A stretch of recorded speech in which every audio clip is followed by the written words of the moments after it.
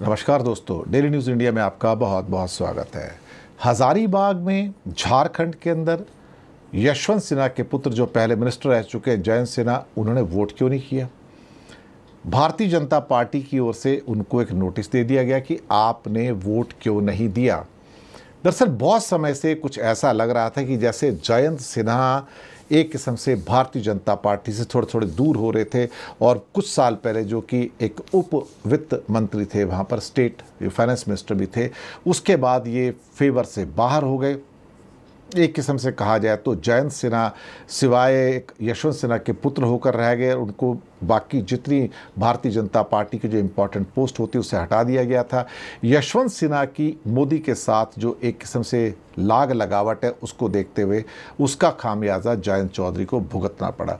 लेकिन अभी असली काम तो तब हुआ जब जयंत सिन्हा के पुत्र ने भी कांग्रेस ज्वाइन कर ली और यशवंत सिन्हा ने ओपनली वहाँ पर जो कांग्रेस का कैंडिडेट था, खासतौर से हजारीबाग के अंदर, उसको ओपनली सपोर्ट किया। और भारतीय जनता पार्टी को ये बिल्कुल पसंद नहीं आया कि जयंत सिन्हा के पिता ओपनली जो है कांग्रेस को सपोर्ट कर रहे हैं और जयंत सिन्हा के पुत्र ने भी कांग्रेस ज्वाइन कर ली है। और कहीं ना कहीं मुझे लगता है कि ये जो सब चीज़ें हुई हैं, ये भारतीय जनता पार्टी को पसंद नहीं आ रही हैं। यशवंत सिन्हा ने खुलकर बीजेपी के प्रत्याशी मनीष जायसवाल का विरोध किया और यशवंत सिन्हा ने अपने प्रचार प्रसार में जेपी भाई पटेल जो कि कांग्रेस के प्रत्याशी है, उसके पक्ष में वोट देने की अपील की।